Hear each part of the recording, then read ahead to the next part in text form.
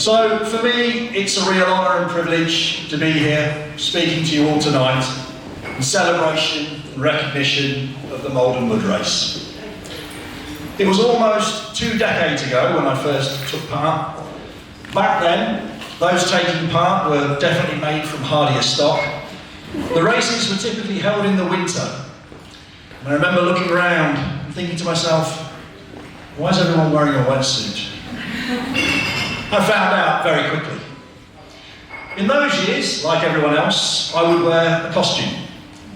If memory serves me, I ran dressed as a Oompa Loompa, the Pink Panther, and in a giant-sized afro wig. And there's a whole host of other different characters. And it was great fun. Yes, surprisingly challenging and bloody freezing, but great fun. But what struck me more than anything else, and what has seen me return to the Maldon Mud Race year after year, is the feeling of love and the sense of community that is at the very heart of this British spectacle. Now, there may well be a few people in the audience tonight who have absolutely no clue who I am, or why I have been asked to speak this evening. Well, in all honesty, as has been said, it's probably because you don't recognise me with all my clothes on. It's funny, they always say that to calm your nerves when public speaking, you should imagine your audience naked. It's not often that the speaker will ask his audience to imagine him naked. The Mud Race in 2011, for reasons unbeknown to me, was held slightly later on that year, on Monday the 11th of April to be precise. That was the year when Jo Brand made an appearance at the Maldon Mud Race. I would say that she made an attempt, but ultimately she got stuck around 10 yards in and, well, waddled to the finish line. Fortunately, the weather was unusually warm for April, and so that year I went dressed in a rather simple but elegant costume. I was painted head to toe in silver, I wore a silver wig and a silver jockstrap. To put it bluntly, I just didn't want to do any washing. So what could go wrong? Well, the race started well enough with the initial muddy descent along with the other competitors, and then, after a brief moment assisting in the unplugging of Jo Brand, it was into the water and the ascent towards the far bank. Now, it was at this stage that I suffered a rather unfortunate costume malfunction. The elastic on my costume coverage snapped, my jockstrap was consigned to the muddy depths of the Blackwater estuary, and I was left somewhat compromised.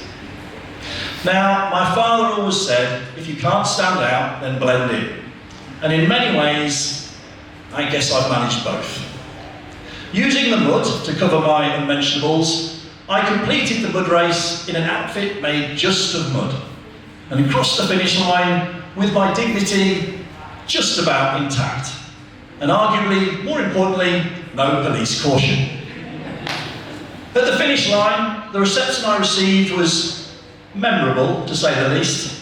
The crowd almost had to take a double take, because let's face it, the mud is that thick, even a man with the endowment prowess of, say, Linford Christie could run it naked, and it would be pretty hard to tell. And that, my friends, is how a unique and unlikely tradition started. For every year since then, I have, without fail, worn my costume of mud at the mud race. Yes, you might find me wearing some form of conventional outfit at the start, but rest assured, before I hit the water, there is always a not-so-big reveal. And over the years, whilst a surprise element, like my costume, may have slipped away, the reaction I receive from both spectators and other competitors is always tremendously humbling. I have no connection with Maldon, other than the Maldon Mud Race. I've never lived here, I don't have family here, and I wouldn't be here talking to you all tonight if it wasn't for the fact that the Naked Mudman has been so welcomed by the local community and made to feel like one of their own. So who am I, really? Well, I am, quite simply, an ordinary guy trying to live an extraordinary life. I'm the founder of the charitable foundation, Always with a Smile. And through the foundation, I travel all across the UK and abroad, taking part in crazy sports, weird championships, absurd traditions, and adrenaline-fueled activities, whilst at the same time helping to raise thousands of pounds for various local and national charities. You can think of Always with a Smile as an umbrella organisation that supports and works with an unlimited number of people in need, of events, of charities, whilst simultaneously fulfilling the foundation's principal aim. That is, to put a smile on the face of as many people as we possibly can. Okay, still unsure? Since being established in 2006, following our debut at the World Box Northern Championships in Wales, the foundation has taken part in well over 600 different events across the UK. I personally am a 6-time World Gravy Wrestling Champion and Guinness Book of World Record holder. I am a 5-time winner of the Birdman competition, where you build a flying machine and fly off the pier. And I am a former World Clog Colling Champion. That's throwing boots over the back of your head. I hold world records in coal carrying, for carrying the heaviest sack of coal at 120 kilos along the 1,014-yard uphill course, as well as being the only man to have run all 8 races, one after another, with 50 kilos on my back. I also hold world records in wife carrying, claiming the feat of having carried the heaviest wife on record at 22 stone, and being the only man to have competed in a national wife carrying race whilst carrying 2 wives at the same time. I've been recognised by the Pride of Britain, the British Citizen Awards, 10 Downing Street, Buckingham Palace, and I was also named in the independent newspaper's Happy List, an annual list that honours 50 inspirational people in Britain who have made a positive impact through kindness, volunteering, and community work. That's their words, not mine. I'm the target at the World Egg Throwing Championships, and an ambassador for events like the Liverpool Santa Dash and the Tetbury Woolsack races, to name but a few. But the efforts of Always with a Smile don't just stop at the UK border. We also undertake what we call bucket list experiences, because we believe that life is most certainly for living. As such, with the foundation, I've traversed 100 kilometres across the Sahara Desert, I've climbed Kilimanjaro, I've dived with great white sharks in South Africa, explored the Amazon, dodged tomatoes at the Tomatina in Spain, been on an Arctic adventure, walked along the Great Wall of China, risked all at the running of the bulls, and had the privilege of trekking the Inca Trail. Our next big excursion is Everest Base Camp in less than 5 months' time. I probably won't be doing that naked, but never say never. Our organisation is arguably unique, especially by modern day standards. We make no money, no one takes a wage, no one can claim expenses, and we don't raise money to fund our ventures. We do what we do simply because of what we believe in and what we believe of other people. At the very heart of Always with a Smile is an understanding that each and every one of us has the potential to make a positive difference, both in their own life and within the community. Now, I'm often asked why the Foundation's main aim is that of putting a smile on the face of as many people as we possibly can. Where's the material benefit in that? And this is my response.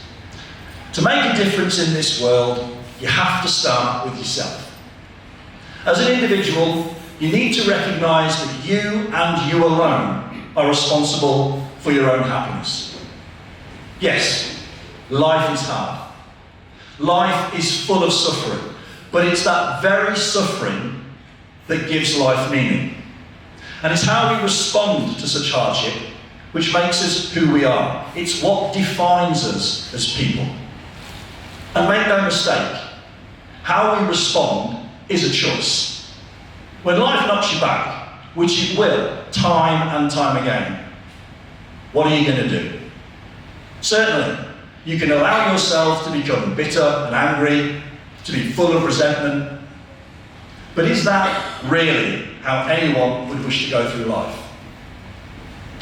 Or you can choose to view every adversity as a challenge, as something you can attempt to overcome, that you can learn from and grow. You can choose to take that pain, that hurt, that misfortune. Someone doesn't like what I'm saying. And use it to help you become a better person tomorrow than you are today. And isn't that the simplest yet most noble of objectives? To aspire to become a better person tomorrow than you are today.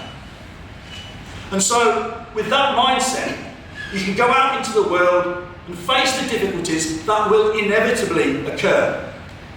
And yet, you can still smile. Because bit by bit, as you become that better person, you're fulfilling the potential to make a positive difference in this world. And believe me, that smile of yours, it's infectious. When someone smiles at you, what do? You smile back. And how does that make you feel? Does it fill you with resentment?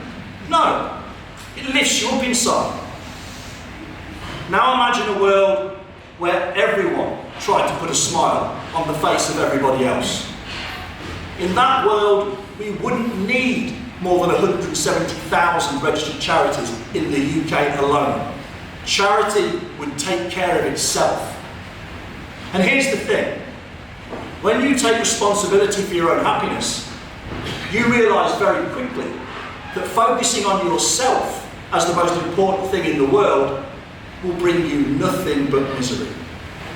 You come to see that whatever you're going through, whatever trials or afflictions may be besetting your life, the people around you are often in circumstances that are just as problematic, just as unsettling, just as troublesome as you find yourself in, if not demonstrably worse. It's an insight that gives you a sense of perspective and gratitude for the life you do have. And when all is said and done, you begin to understand that even the smallest of acts, you can begin to make a huge positive impact on this world and the people around you who truly matter. Your family, your friends, your community. And that is why events like the Maldon Wood Race are so important. Over the last 2 decades of travelling all over the world with Always With a Smile, I have seen firsthand how we are eroding away the very concept of community.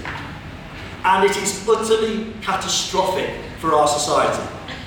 As without community, without togetherness, without cohesion, there can be no society.